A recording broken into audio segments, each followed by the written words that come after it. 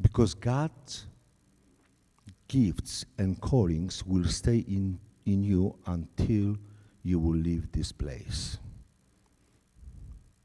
But I am responsible if I'm using those gifts or not. You know, we read the story in the Bible about the Samaritan woman. In the Gospel of John, chapter 4, and verse 4 and 11, we read, this is an incredible story. You know, Jesus is sitting by the well, and he's talking to this woman. But he needed to go through Samaria. So he came to a city of Samaria, which is called Sychar, near the plot of ground that Jacob gave to his son Joseph. Now Jacob's well was there. Jesus, therefore, being wearied from his journey, sat those by the well. It was about the 6th hour, hot, like in Clearwater a few days ago. A woman of Samaria came to draw water. Jesus said to her, "Give me a drink." For his disciples had gone away into the city to buy food. Then the woman of Samaria said to him, "How is it that you, being a Jew, ask a drink from me, a Samaritan woman?" For Jesus have no dealing with Samaritans. Jesus answered and said to her, "If you knew the gift of God and who it is who says to you, 'Give me a drink,' you would have asked him, and he would have given you living water." And listen what this woman said. "Sir, you have nothing to draw with, and the well is deep. Where then do you get that living water?" Amazing story. Think about it.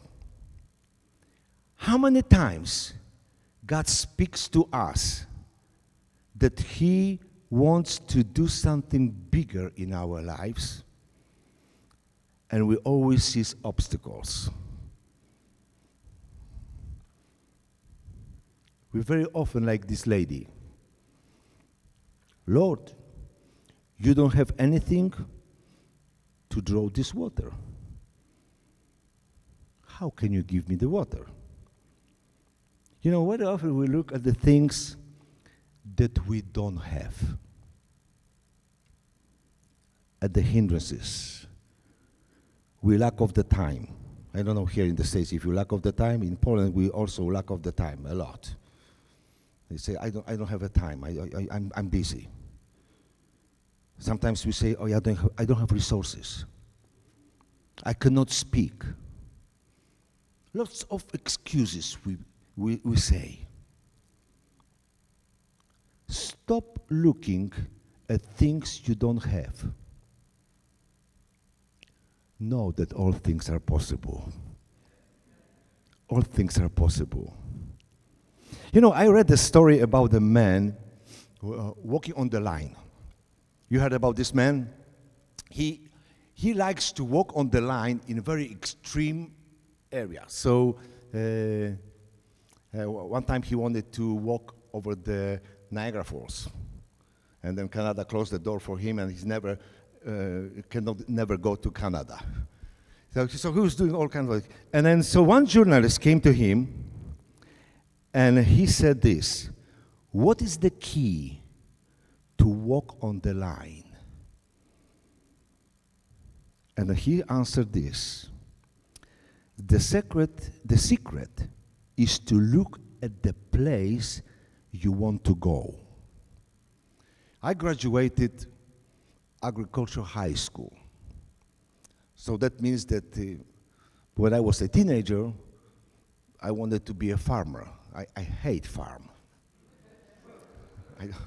I don't want to be a farmer. I discovered this is hard work. But I had practice on the field, and I knew when I was plowing, I had to see the place where I wanted to go. The one point, there was either way tree or the stone, and I look at that, and I was going there. So when I was plowing, it was straight. But as I just started to look on other side, my line was like this.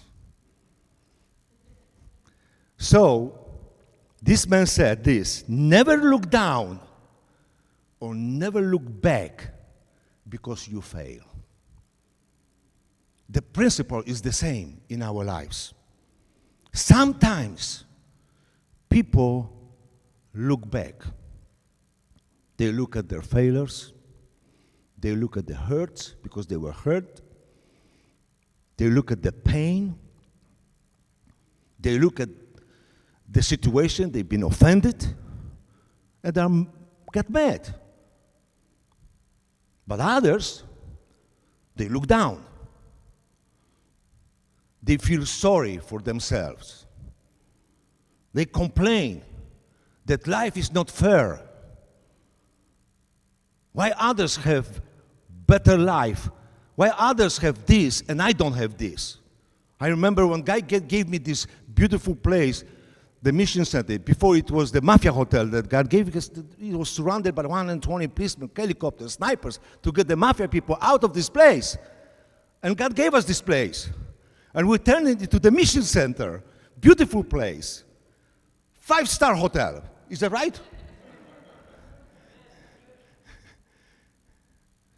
So just the beginning, when we renovated everything, I invited all pastors to have a conference for pastors from a whole our area.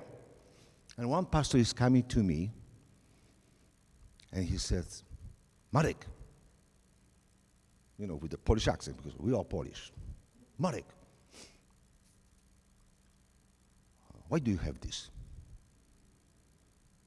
How did you get this? Why do you have this, not me? Interesting question, huh? So I look at him and said, well, I have no idea. But I tell you something. Please, go to God and ask God why God gave me this and not to you. And please tell me, because I don't know. Sometimes God is using you to do something outstanding. Believing that this is your plan that He put in your life. I want to tell you today, your days are not over. I'm just 63 years old. I'm just strong as 18. And I believe there's a lot of things that God wants to do through me and through you in your life. The harvest is ready. There are so many people dying outside. They need somebody that will come to them and tell them there's new hope. There's a new life. You don't have to stay in this life in this way because there's something more.